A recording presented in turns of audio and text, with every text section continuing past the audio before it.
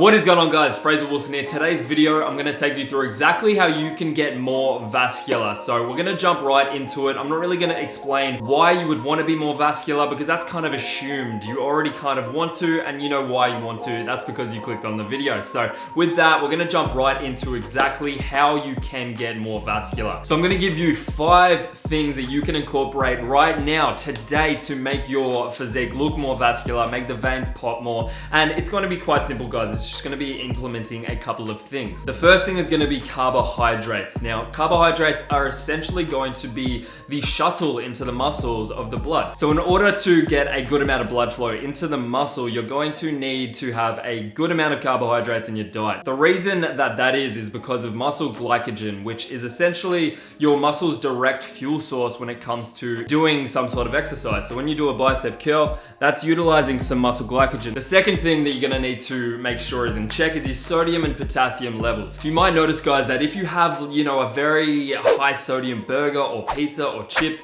that you'll start to look more vascular just in general. So essentially you're gonna need that sodium to draw that water into the muscle, and that's gonna lead to a more vascular looking muscle. The third thing that is gonna help is your water intake. You need to be drinking enough water. Now, there is a case to go the opposite way, where if you're more dehydrated, then yes, you can get more vascular because you'll just be drier. But in the grander scheme of things, guys, being more hydrated is going to help the process of the blood flow. The fourth thing is eating enough calories. Now, if you're not eating enough calories in general, it won't matter if you're eating a ton of carbohydrates, because those carbohydrates are just going to be used as direct fuel source for your body's survival. So you need to have a excess amount of calories, or at least some sort of calories at your disposal to get that blood flow going. Because if you're working out and you don't have enough resources to get that blood flowing into the muscle, then the veins just simply won't be as apparent. Fifth thing, guys, is gonna be pre-workout. This is just something that can greatly help blood flow, because there is gonna be things in pre-workout like nitric oxide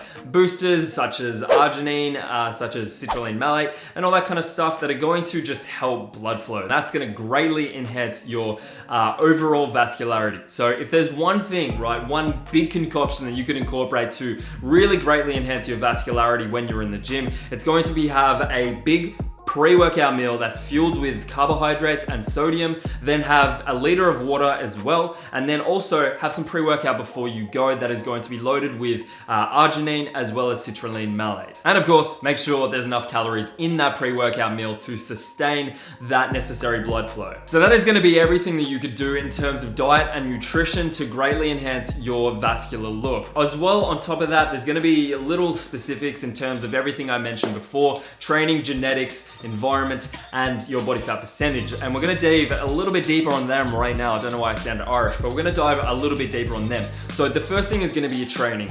Now, if you're not training in a high enough volume respect, in terms of, you don't have enough reps or sets in your workouts, then there's not gonna be enough blood going towards the targeted muscle. And as such, you're just not going to have the most vascular look. So the best training that you could do to increase that is a high volume kind, because frankly, guys, if you just have more blood going there, there's going to be more chance that your veins are going to start to pop. The second thing is your environment. So what I mean by that is what kind of, season you might be in. If it's winter, it's just gonna be harder to get that blood flowing. I don't know if you've been outside sweating like a pig, you'll just get vascular because there's so much more blood going through your body. You're warmer, and as such, your blood starts to speed up a little bit. It's just the way it goes, man. So frankly, it's just gonna be harder to look vascular when you are in a colder part of the world. Now, the last thing that comes into play is your genetics. Now, with that being said, every single person can get vascular, but the idea is people are going to be more vascular in certain areas than the other person.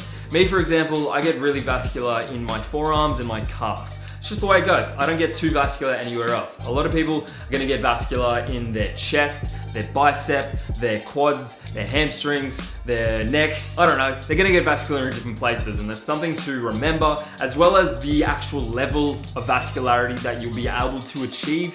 That is gonna come down to your genetics as well, as there's people like this that looked ridiculously vascular, and people like this at the exact same muscular size, body fat percentage levels, and they just don't look as vascular because frankly, it comes down to genetics. So that is going to be it, guys. I hope I explained it very, very well. If I did, comment down below, let me know, drop a like on this video, guys. And just to recap, guys, it's gonna come down to your nutrition, what you're eating, your sodium, pre-workout's gonna help, then also your training. If you're not training high enough volume, you're not gonna have enough blood flow, your environment, if it's cold, if you're cold, the blood's just not gonna be flowing as well as it could, and then also your genetics. So always remember that, guys, there's gonna be an aspect in genetics in everything in terms of when you're trying to sculpt your body. It's important to remember, but it isn't an excuse to not do the other things that are gonna make it possible or plausible for you. So I hope you enjoyed the video, guys. Subscribe if you're new here, and I'll catch you in the next one.